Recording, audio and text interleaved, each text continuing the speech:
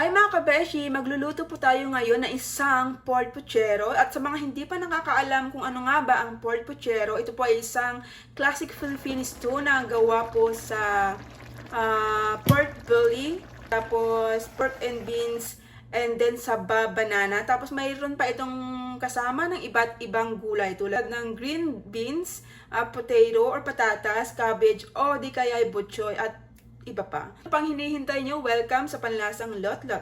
Charot! Charot! So mga kabeshi, ipiprepare ko lang muna ang mga sangkap natin para ang ating buhay ay sumaya. Charot! At alam niyo ba mga kabeshi na halos lahat ng mga niluluto ko ay first time wala silang iluto sa buong buhay ko. Usually kasi adobo, sinigang, nilaga at gulay lang ang aking niluluto. At halos lahat ng mga niluluto ko ay kay Panlasang Pinoy ko pinapanood. Salamat Panlasang Pinoy. Nang dahil sa'yo lumawak ang aking kaalaman sa larangan ng pagluluto. So ito na nga mga kabeshi, umpisahan na natin magluto. So painitin muna natin itong kawali at kapag mainit na, pwede na nating ibuhos itong mantika. Charot. Konting mantika lang ang ilagay nyo. Pero syempre, nasa inyo na yan kung gaano karami ang ilagay nyo at wala silang karapatan para pigilan kayo. Charot. So ang unang gagawin ko ay ipiprito ko muna itong patatas. Pero syempre, nasa sa inyo pa rin kung anong gusto nyo gawin. At ayan na nga mga kabeshi, nagtalsikan na. Hindi ko na kasi pinatuyo bago isabog sa kawali. Muntik patuloy matalsikan itong mukha nating puno ng tagyawat. Charot. Ayan na nga mga kabeshi, pwede na yan. Pwede na nating iahon sa kahirapan ng ating patatas. Charot. At kapag naahon na lahat, isit aside na natin siya. So ngayon naman, isunod na natin itong green beans at ipan-fry lang natin at isit aside ulit. At haluin natin ito na may kasamang galit, charot. Siyempre, haluin natin ito na may kasamang pagmamahal para lalong ma-inlove ang asawa natin. Ganon. So, ayun na nga, iset aside lang natin siya ulit. Next, maglagay ulit tayo ng mantika para masaya. And then, saute the garlic hanggang maging light brownish siya mga kabeshi. At isunod na natin ang mapanakit na sibuyas. Sunugin natin ito para naman makabawi tayo sa mga luha na pinatuloy niya sa ating mga mata. Charot. Tapos, igisa na rin natin itong kamatis na pampakinis sa magaspang mong ugali. Charot! At alam nyo ba na ang kamatis ay protection for brain at sa ating mga puso? Ngayon, alam nyo na, kaya kumain kayo ng maraming kamatis mga kabishi, ha? Kaya maganda ito sa mga laging sawi ang kanilang mga puso. Charot! Charot lang. Okay, dan na yung ating kamatis.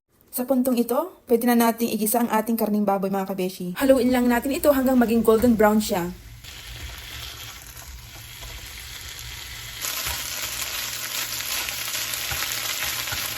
At lagyan natin ng pork cube para lalong sumarap ang ating pork puchero. At lagyan ng 2 hanggang 3 basong tubig. Pwede nyo itong dagdagan kung kinakailangan. Depende kung lumambot na ang ating karning baboy. Kapag matigas pa, dagdagan nyo pa ulit na another 1 basong tubig. Okay? At ito na nga, kumukulo na siya. Pinakulo ko lang ito hanggang lumambot itong ating karning baboy. Haluin lang natin ito ng bahagya. At syempre, haluin lang natin ito ng bahagya para nang sa ganon, hindi naman sila makaramdam ng lungkot. Ganon. Minsan kasi kapag hindi natin sila haluin, nakakaramdam din sila ng lungkot. Charot. So let's add the pork and beans in tomato sauce. So you don't need to add tomato sauce. Pero kung nakukulangan kayo sa tomato sauce nito, pwede po kayo mag-add dito sa mga nilalagay ko mga sangkap. Pwede po kayo mag-add, depende yan sa panlasa yung mga kabeshi. At haluin natin ito ng dahan-dahan.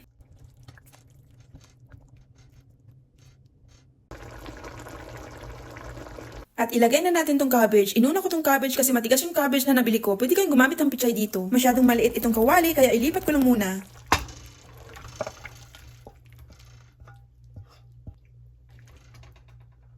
At sa puntong ito, ilagay na natin itong saging na saba. Frozen banana ang available dito sa Asian store. Wala silang saba dito na bagong pitas or ani. Kaya wag na lang tayong mag-inarte. Ito na lang yung ating gagamitin.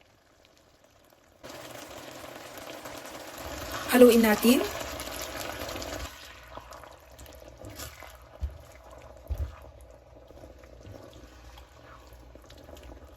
At ilagay na natin itong paminta at pwede nyo siyang i-grind. Salt to taste. Haluin natin siya para lalong sumarap, katulad mo. Charot. Pakuluin at least 5 minutes. Okay na yan. So let's add the potatoes. At takpan na natin. Ay, wait lang. Ilagay ko lang din pala itong green beans. Pakuluin natin to at least 10 minutes.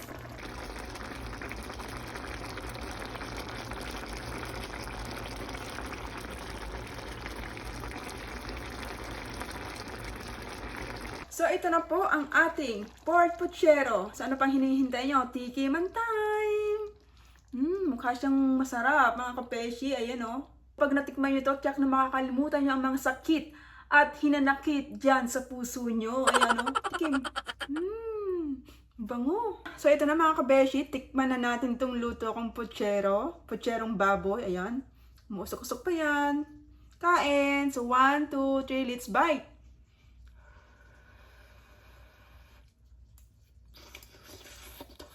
Ang init.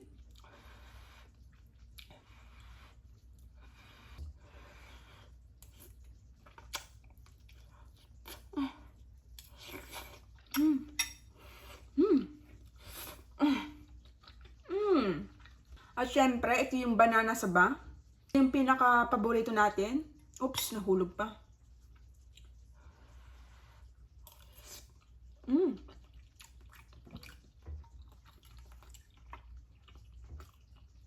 Patatas. Ito yung beans natin. Syempre yung sarsa natin. Ayan, oh. Malapot pa yan. Sarap. So, ayan mga kabeshi, tapos na po tayo nagluto. Thanks for watching. Bye!